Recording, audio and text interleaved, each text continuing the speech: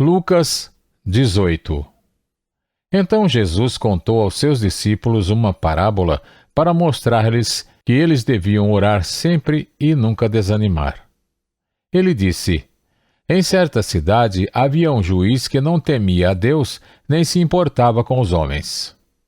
E havia naquela cidade uma viúva que se dirigia continuamente a ele, suplicando-lhe: Faze-me justiça contra o meu adversário. Por algum tempo ele se recusou, mas finalmente disse a si mesmo: Embora eu não tema a Deus e nem me importe com os homens, esta viúva está me aborrecendo. Vou fazer-lhe justiça para que ela não venha mais me importunar.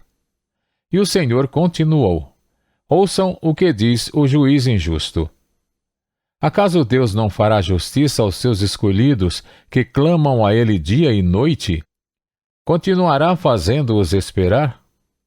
Eu digo a vocês, Ele lhes fará justiça e depressa. Contudo, quando o Filho do Homem vier, encontrará fé na terra?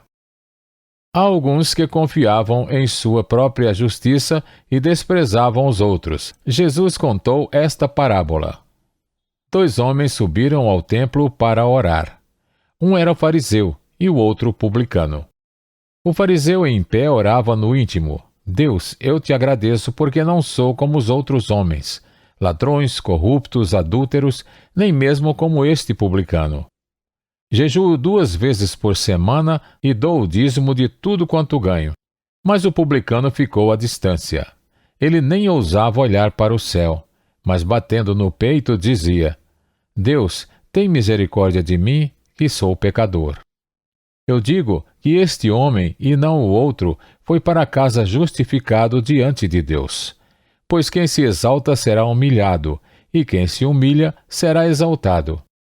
O povo também estava trazendo criancinhas para que Jesus tocasse nelas. Ao verem isso, os discípulos repreendiam aqueles que as tinham trazido.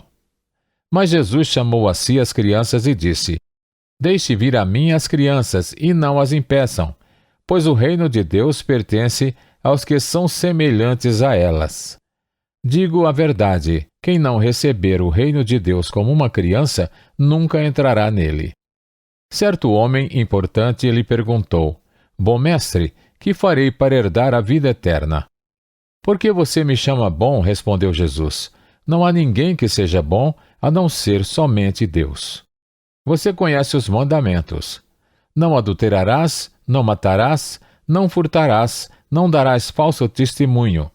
Honra teu pai e tua mãe. A tudo isso tenho obedecido desde a adolescência, disse ele.